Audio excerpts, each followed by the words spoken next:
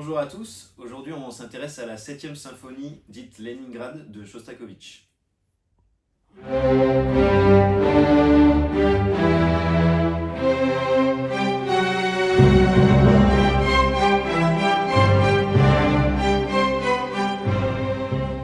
nom vous dit sûrement quelque chose. Dmitri Shostakovich est un compositeur russe du début du XXe siècle et donc pendant la période soviétique. Et ce détail a son importance car le compositeur devra toujours jongler entre ses propres idées musicales et la censure communiste qui règne à cette époque-là. Je vous propose donc un tour d'horizon de cette symphonie en commençant d'abord par son histoire. Le 8 septembre 1941, la ville de Leningrad est assiégée par les forces allemandes. À cette époque, Shostakovich est professeur au conservatoire de Leningrad et va participer quasiment tous les jours à la protection de la ville. Il souhaite rentrer dans l'armée, mais il est refusé comme beaucoup d'autres compositeurs car on a besoin d'eux pour la propagande de l'URSS et ils ont donc été évacués de la ville. La 7e symphonie a été composée un mois après le début de la guerre, donc le 19 juillet 1941. Mais plusieurs témoignages affirment qu'il avait déjà son œuvre en tête dans les grandes lignes avant de la mettre sur papier. Qu'est-ce qu'une symphonie ? Une symphonie est une œuvre orchestrale composée de 4 mouvements. Il s'agit d'un grand effectif où l'on retrouve 3 grandes familles d'instruments. Les cordes frottées, les instruments à vent, où l'on retrouve les bois et les cuivres et les percussions. Si vous avez déjà écouté plusieurs symphonies, vous remarquerez que celle-ci se démarque dès la première écoute. Nous allons vous expliquer l'esthétique particulière de cette œuvre. L'une des choses les plus flagrantes dans cette symphonie est son instabilité tonale présente dans tout le morceau. Mais qu'est-ce qu'une tonalité ? La tonalité est un concept musical, déterminé par la relation entre les notes. Utilisée lors de la composition, elle est généralement basée sur une tonique, de référence autour de laquelle va se construire le morceau. Elle va nous permettre de savoir si le morceau est majeur, c'est-à-dire qui sonne plutôt joyeux. Par exemple,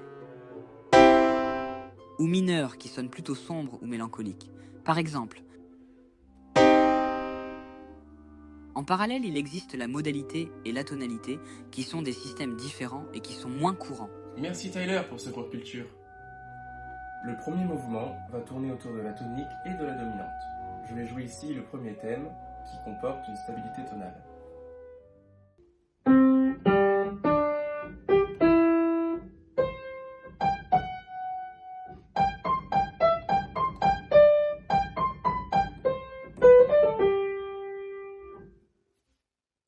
Cependant, on va retrouver quelques dissonances qui vont sonner instables à l'oreille.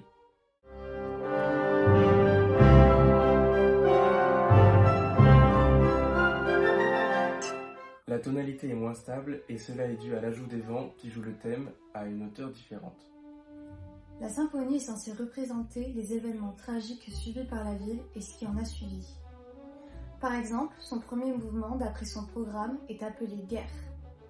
Mais Shostakovich expliquera bien plus tard que le premier mouvement représente plus tous les éléments tragiques suivis par les Russes avant la guerre sous la dictature. En partant du principe que la composition date d'avant l'invasion de l'Allemagne, on peut s'interroger sur le sens réel caché derrière le premier mouvement. À l'origine qualifié de thème du mal par rapport à l'invasion fulgurante de l'Allemagne, on pensait à un thème anti-hitlérien. Mais par rapport à sa date de composition, on pourrait se pencher vers un thème anti-stalinien. Cette pièce surprend par sa tonalité majeure qui donne un côté plus enjoué que ce à quoi on pourrait s'attendre. On va retrouver d'ailleurs le premier thème que j'ai joué précédemment.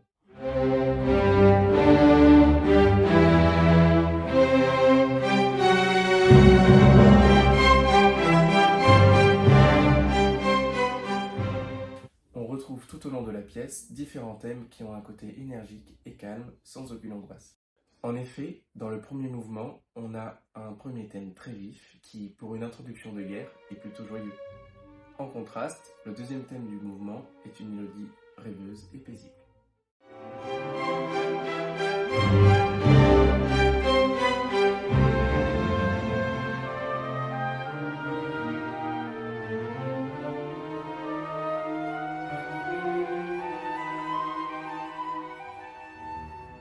On retrouvera dans le deuxième mouvement un thème tout aussi sautillant et dansant.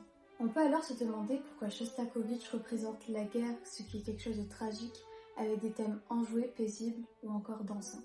La réponse se trouve dans la situation géopolitique dans laquelle il se trouvait à ce moment-là. En effet, on attendait de lui en tant que patriote de ne pas donner une vision trop négative de la guerre et au contraire de défendre l'idée de la victoire russe grâce à une œuvre de propagande. C'est aussi pour ça que le troisième et quatrième mouvement sont appelés respectivement les grands espaces de ma patrie et la victoire. La symphonie comporte plusieurs figuralismes. Mais Tyler, c'est quoi un figuralisme? Un figuralisme, c'est des images qui sont représentées par des motifs mélodiques, des thèmes ou des rythmiques. Pour bien comprendre tout ça, regardons de plus près ce passage du troisième mouvement durant la représentation de la guerre.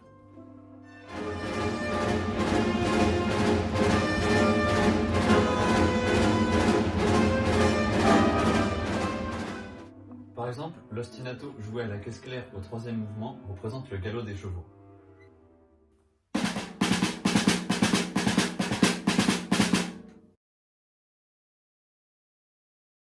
Tyler? L'ostinato rythmique est un terme pour décrire un rythme qui est répété en boucle sur une certaine durée. L'un des plus connus est celui du boléro de Ravel. D'autres figuralismes sont présents dans l'œuvre, comme ces coups d'archet à l'image de coups de fusil.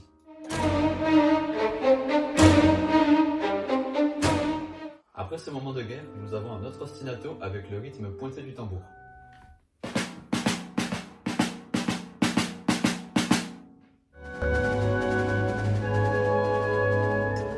Celui-ci va doucement faire revenir le calme dans le morceau. D'ailleurs, si vous avez bien remarqué, le morceau alterne entre des moments calmes et des moments un peu plus violents. Tout de suite, une transition entre ces deux états pour bien se rendre compte de l'importance de l'harmonie et de la rythmique.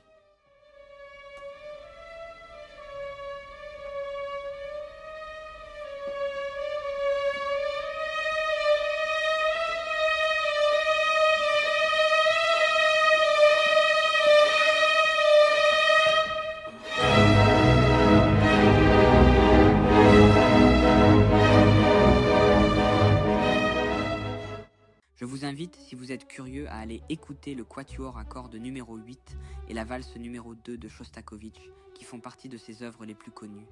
Voici un extrait de la valse pour finir cette analyse.